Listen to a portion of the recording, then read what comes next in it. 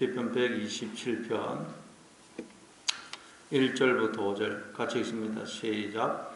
여호와께서 집을 세우지 아니하시면 세우는 자의 수고가 어떠며 여호와께서 성을 지키지 아니하시면 파수꾼의 껴 있음이 헛되도다.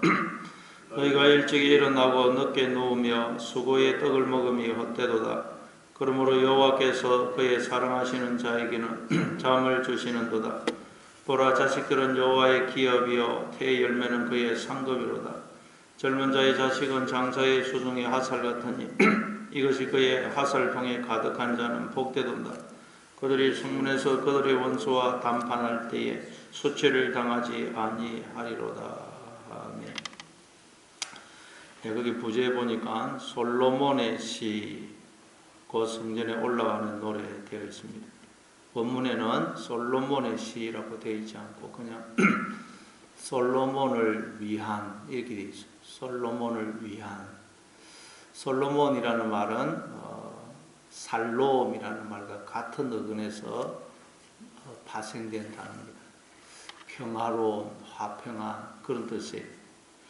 그래서 이걸 정확하게 번역하면 평화를 위해 성전에 올라가는 자의 노래. 성전에 올라간다는 말은 하나님께 나온다는 뜻이죠. 우리가 하나님께 왜 나옵니까? 왜 교회에 나옵니까? 평화를 위해서. 평화를 위해서 우리가 하나님께 앞에 나오는 것입니다. 왜냐하면 하나님을 떠난 인생은 그 어디서도 평화를 누릴 수가 없습니다. 왜냐하면 하나님이 우리의 머리가 되시고 주인이 되시고 아버지가 되시고 목자가 되시기 때문입니다. 하나님 없는 인생은 머리가 없는 뭔가 같고 주인을 잃어버린 소유물, 물건과 같고 부모 없는 고아와 같고 목자 없는 양과 같아요. 그러니 어떻게 평화를 누릴 수 있겠어요? 늘 두려움, 불안, 염려, 걱정, 낙심 속에 살아갈 수밖에 없죠. 그래서 우리가 하나님 앞에 나오는 이유는 바로 이 평화를 누리기 위해서요. 그래서 여러분, 우리가 교회에 나오고 하나님 앞에 나오는 것도 늘 평화를 위해서 평화.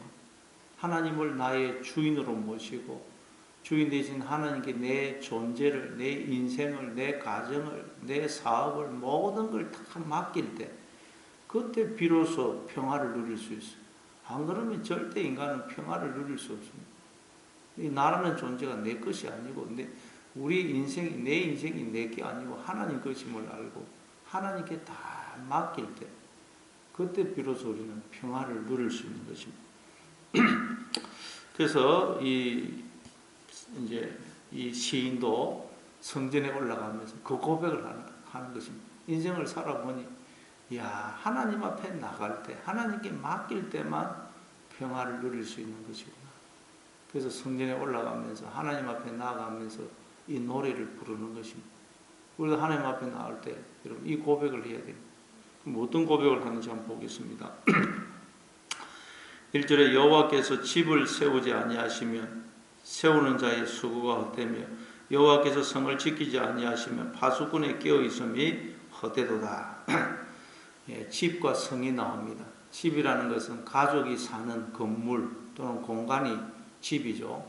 그리고 성은 그런 집들이 모여 있는 곳이 성입니다. 성. 그러니까 집이나 성이라는 것은 뭘 의미하느냐. 근데 성경에 보니까 또 하나님이 우리의 거처가 되시고 성이 되시고 우리가 또 하나님이 거하시는 집이고 성이라고 그러죠. 요한계시록 21장에 보면 새 예루살렘 성이 하늘에서 내려오는데 그게 여러분 바로 그 신부가 신랑을 위해서 단장한 것 같다라 그러죠. 여러분 하나님이 우리의 집이 되시고 성이 되시고 우리가 또 하나님이 거하시는 집이 되고 성이라는 거예요. 그럼 이 집, 성은 뭘 가리키겠어요? 우리가 인간이 어떤 자기가 왕이 되어서 주인이 되어서 살려는 자기의 세계, 자기가 구축하려는 자기만의 세계를 가리켜요. 세계. 그래서 이 창세기 30장 30절에 보면 야곱이 네 품삯을 정하라 라는 외삼촌의 말에 내가 오기 전에는 외삼촌의 소유가 적더니 번성하여 때를 이루었으니 내 발이 이르는 곳마다 여호와께서 외삼촌에게 복을 주셨나이다. 그러나 나는 언제나 내 집을 세우리까. 그러죠. 내 집을 세우리까. 모든 인간이 인생을 살아가는 목적은 자기의 집을 세우기 위해서는, 즉 자기의 세계, 내가 왕이 되고 주인이 되어서 다스릴 수 있는 그런 나의 세계를 세우기 위해서는. 그래서 우리가 어떤 분야에서 자신만의 세계를 이룬 사람을 두고 일가를 이루었다, 그런 말을 하죠. 일가를 이루다, 자기의 집을 세웠다는 거예요. 그럼 이 성과 집과 성이라는 것은 자기만의 세계, 어떤 자신의 세계, 자라는 세계, 그 세계를 설명하는 거예요. 의미하는 것입니다. 그러나 우리가 아무리 집을 세우려고 해도 하나님이 세워주지 않으면 우리는 세울 수가 없고, 우리가 아무리 성을 지키려고 해도 하나님이 지켜주지 않으면 우리가 아무리 성을 지키는 한들 그 모든 수고가 헛되다는 거예요. 왜냐하면 하나님이 이걸 다 세우시거든요. 그래서 창세기도 보면 하나님이 6일 동안 모든 걸 다, 이 모든 세계를 다 만들어 놓고 그 세계에 우리를 초청하십니다. 그리고 인간마저 하나님이 창조하지 않습니까? 원래 우리는 없음이었는데 하나님이 우리를 창조하셨습니다. 그러니까 여러분, 우리는 하나님이 모든 걸 다 만들어 놓으신 세계에, 여러분, 그 세계를 기뻐하고 즐거워하도록 부름을 받은 거예요. 우리가 만들어낼 수 있는 건 아무도 없습니다. 우리는 인생을 통해서 이걸 확인하는 것입니다. 그래서 하나님이 너 스스로 힘과 지혜와 노력으로 집을 세우고 성을 지킬 수 있는지 한번 해봐라. 그래서 우리를 이 세상에 보내신 것입니다. 그래서 인간들이 말이죠, 이 세상에 보냄을 받자마자 열심히 집을 짓고 성을 지키는 것입니다. 결과는 뭡니까? 아담과 하와는 에덴 동산을 지키지 못해서 쫓겨나죠. 열심히 인간들이 바벨탑을 쌓지만 쌓아지지가 않습니다. 이스라엘 나라는 바벨론 나라가 망하고 전 국토가 폐허가 되고 사람들은 포로로 걸려갑니다. 나라를 지키지를 못하더라는 것입니다. 여러분, 우리는 우리의 힘과 노력으로는 아무것도 세울 수가 없고 지킬 수가 없다는 걸 알아야 됩니다. 내 생명도 못 지키고 가정도, 건강도, 사업도, 자녀도 우리 힘으로 세우거나 지킬 수가 없어요. 이걸 알아야 됩니다. 그리고 2절에 보니까 너희가 일찍이 일어나고 늦게 누우며 수고의 떡을 먹음이 헛되도다. 그러므로 여호와께서 그의 사랑하시는 자에게는 잠을 주시는도다. 일찍 일어나고 늦게 누우며 수고의 떡을 먹음. 이게 이 세상을 살아가는 모든 인간들의 모습이죠. 일찍 일어나서 늦게까지 일을 하고 수고의 떡을 먹는다는 거예요. 육신은 밥을 먹지만 우리의 영혼은 의미를 먹죠. 그러니까 수고의 떡을 먹는다는 말은 늘 두려움, 불안, 염려, 걱정, 낚시, 후회, 이런 것에 사로잡혀 살아간다. 우리는 원래 기쁨을 먹고 감사를 먹고 사랑을 먹고 성령의 9가지 열매를 먹어야 돼. 우리의 영혼이. 근데 늘 두려움, 불안, 염려, 걱정, 초조, 이런 영혼이 이런 음식을 먹는다는 것입니다. 그런데 아무리 그렇게 해봤자 헛되다는 거예요. 헛돼. 일찍 일어나서 늦게까지 일하고 두려움, 불안, 염려, 걱정해봤자 다 헛되다는 거예요. 헛되다. 염려한다고 예수님도 그 키나 한 잔은 더 할 수 있느냐? 염려하지 말아라. 하나님이 다 너희들 먹이시고 돌보시고 입히신다. 염려하지 말아라. 그러죠. 예. 헛되다는 헛되다. 전도서 1장 2절에도 보면 헛되고 헛되니 모든 것이 헛되도다. 해 아래서 수고하는 모든 수고가 그 사람에게 무엇이 유익하냐? 하나님 없는 우리가 없이 하는 모든 수고는 다 헛되다는 거예요. 헛되다. 예. 그런데 인간들은 계속해서 아침에 일찍 일어나고 늦게까지 일을 하면서 수고의 떡을 먹는다는 거예요. 왜 그렇다고요? 내가 스스로 내 인간 능력으로 집을 세우고 성을 지켜보려고, 내가 나의 주인이 되어서 내 인생을 책임지려고 그런다는 거예요. 그래서 하나님은 어떻게 하신다고요? 인생들이 이 세상에 보내놨더니 계속 그렇게 사는 게 그냥 자기가 자기의 주인이 되어서 자기가 자신을 책임져 보려고 잠을 자지도 못하고 계속 수고의 떡을 먹으니까 그러므로는 결론을 이끌어내는 접속사 아닙니까? 그러므로 여호와께서 그의 사랑하시는 자에게는 잠을 주신 잠이라는 것은 뭐예요? 그냥 다 맡기고 자는 거 아닙니까? 잠을 준다는 말은 하나님께서 우리로 하여금 모든 것을 다 하나님께 맡기게 하신다. 내 존재, 내 인생, 내 가정, 내 자녀, 내 사업 모든 것을 하나님께 다 맡기도록 하신다. 여러분, 잠이라는 것은 완벽한 맡김 아닙니까? 잠을 잔다는 것은 몸과 마음이 다 무장해제되는, 잠은 무방비 상태가 되는 것입니다. 잠은 내 모든 의도와 열정이 제로의 상태가 되는 것 아닙니까? 예, 잠은 내 의식, 내 생각, 내 의도된 행동을 하나도 할 수가 없죠. 생각, 내 의식, 의도, 원함이 다 내려진 상태, 제로의 상태. 다시 말해 우리는 잠을 자는 동안 아무 일도, 아무 생각도, 아무 의도된 행동도 할 수가 없어요. 즉 잠을 자는 동안 우리는 무기력, 무방비, 한마디로 비존재가 됩니다. 비존재.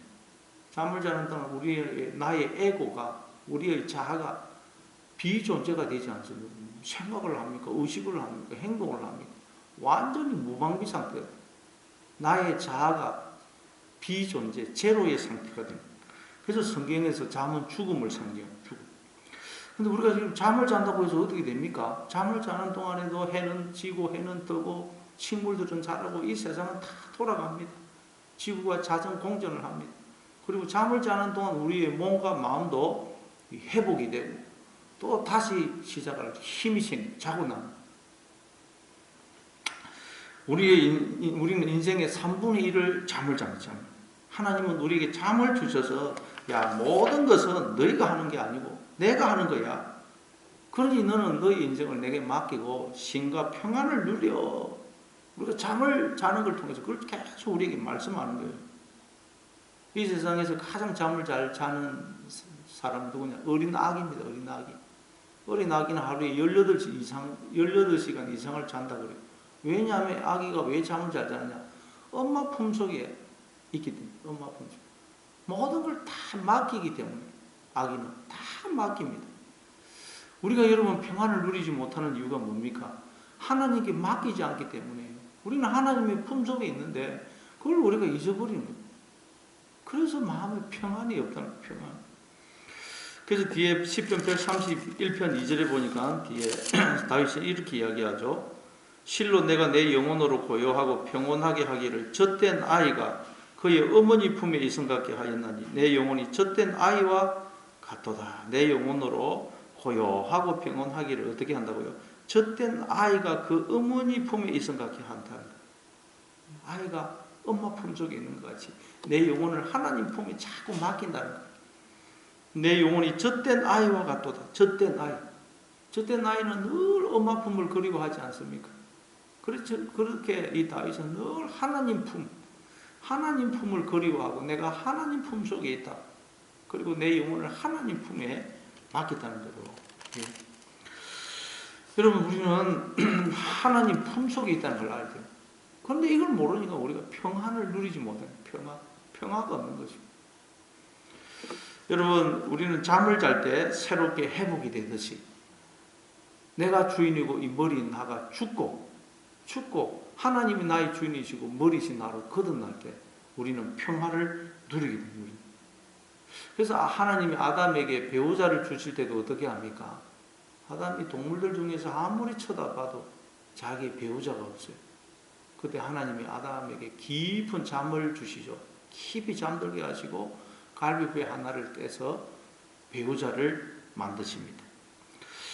그러니까 여러분 우리는 이 나의 옛사람이 죽을 때 잠이라는 건 죽음을 상징하거든. 나의 옛사람. 내가 주인이고 머리 나의 옛사람이 죽을 때 하나님이 주인이시고 머리이신 새 사람으로 거듭나는 거예요. 예. 내가 주인이고 머리 나는 죽어야 됩니다. 예. 그래야 하나님이 주인이시고 머리이신 나로 하나님의 품에 안긴 나로 하나님께 모든 것을 맡긴 나로 거듭나는 거예요. 원래 우리는 하나님께 다 맡기고 하나님 품 속에서 평안을 누리도록 그렇게 지음을 받았어요. 근데 그거 안 되니까 하나님께서 우리에게 잠을 주신다니까. 인생을 통해서 여러 가지 내 힘으로 할 수 없는 어려움, 환난, 고난, 그걸 통해서 우리의 모든 걸 하나님께 맡기도록 하신다는 거예요. 네 힘으로 안 된다. 맡겨라 좀. 그래서 여러분 맡기게 하시는 거예요. 여러 가지 어려움, 환난, 고난, 내 힘으로 안 되는 건 다 왜 그렇다고요? 하나님께 맡기라고 그러신다는 거예요. 잠을 주시는 거예요. 맡기라 제발 좀. 예. 너는 너의 주인이 아니야. 너라는 존재, 네 인생, 너 자녀, 네 가정, 네 사업 모든 것 다 내게 맡겨. 그러면 내가 다 책임지는 거야. 내가 집을 세우고 성을 지키는 거야. 예. 다 맡기시는 여러분 되시길 바랍니다. 잠을 자는 동안에는 우리가 뭐 염려, 걱정, 두려움, 불안 그런 거 있습니까? 없어요. 미움도 없습니다. 잠을 자는 동안에 누가 무슨 말을 해도 상처를 받지 않습니다. 마찬가지로 여러분 우리가 다 하나님께 맡기면 나는 죽고 내 안에 그리스도가 사시면 우리 속에 두려움, 불안, 염려, 걱정이 없습니다. 누가 무슨 말을 해도 상처받지 않습니다. 우리가 누가 무슨 말을 했는데 상처받는다. 내가 살아있기 때문에. 상처받는 거 좋은 게 아닙니다. 내가 살아있다는 말이에요. 잠을 자면 무슨 말을 해도 상처받지 않습니다. 그래서 베드로전서 5장 7절에 보니까 너희 염려를 다 주께 맡기라. 이는 그가 너희를 돌보시기 때문이다. 다 맡기라는 거예요. 왜? 하나님이 우리를 돌보고 계시기 때문에. 우리는 하나님의 품속에 있기 때문에 다 맡기라는 거예요. 마태복음 11장 28절에 보면 수고하고 묵은 짐진 자들아 다 내게로 오라. 내가 너희를 쉬게 하리라. 그죠? 하나님께로 나오라는 거예요. 그러면 다 쉬게 하신다. 예. 오늘도 3절에 보니까 보라 자식들은 여호와의 기업이요 태의 열매는 그의 상급이로다.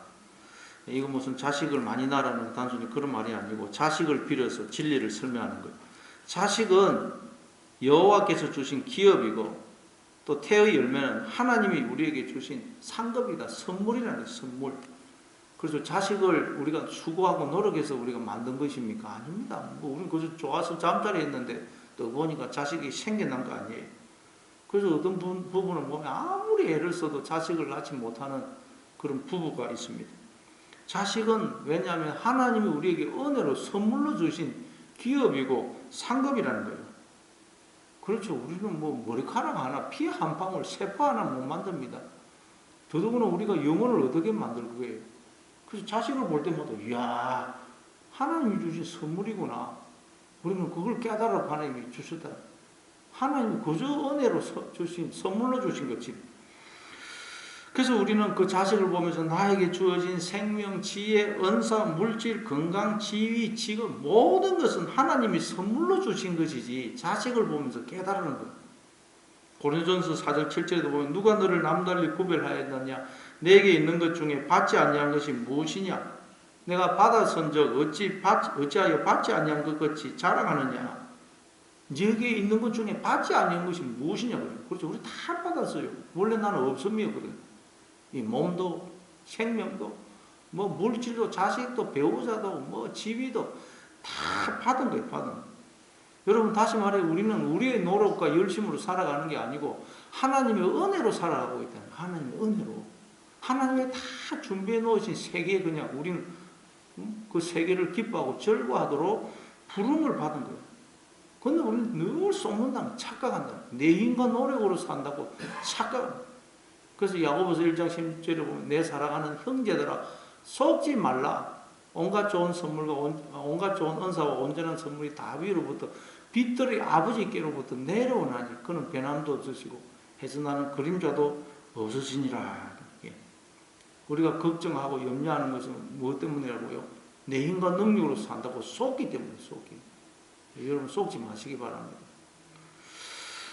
그리고 또 4절 보니까 4절 5절 보니까 젊은 자의 자식은 장사의 수중의 화살 같으니 이것이 그의 화살통에 가득한 자는 복되도다. 그들이 성문에서 그들의 원수와 담판할 때에 수치를 당하지 아니하리로다.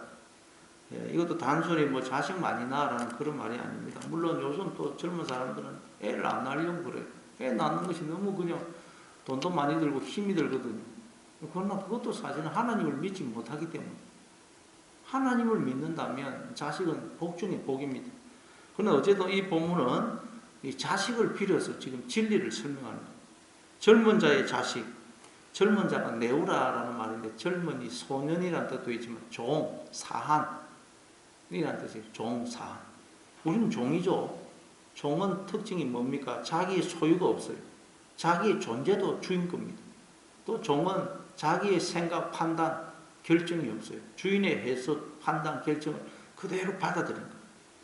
그 우리가 종입니다. 종의 자식. 그럼 종의 자식이라는 말은 뭐겠어요? 나에게 주어진 생명, 건강, 물질 모든 건 하나님이 주신 것이고 나는 하나님의 은혜로 사는 자다. 그걸 깨달은 자를 말이에요. 즉 그 마음속에 하나님의 생각, 하나님의 판단, 하나님의 뜻, 하나님의 말씀이 있는 사람. 그걸 젊은 자의 자식이라고 그래요. 그 사람은 장사의 수중에 하살 같다는 거예요. 그 마음속에 하나님의 말씀이 있는 사람은 장사의 수중에 하살. 장사가 여러분 활과 하살을 가지고 있으면 원수가 그 어떤 원수가 쳐들어온다 할지라도 원수한테 해를 안 당하죠. 원수를 이길 수 있어요. 그래서 이것이 그의 화살통에 가득한 자. 그 마음속에 하나님의 말씀이 있는 사람. 나는 하나님의 은혜로 살고 있다. 내 힘과 노력으로 사는 게 아니고 하나님의 은혜로 살고 있고 나는 하나님의 품속에 있다. 늘 그 마음을 가지고 있는 사람은 복되다는 거예요. 그들이 성문에서 그들의 원수와 담판할 때에 수치를 당하지 아니하리로다. 옛날에는 성문에서 거래가 이루어지고 재판이 이루어졌어요. 항상 이 성문에서. 그리고 또 적이 공격을 쳐들어오면 항상 불화살을 받는 곳이 이 성문입니다. 성문이 매일 먼저 공격을 받아요.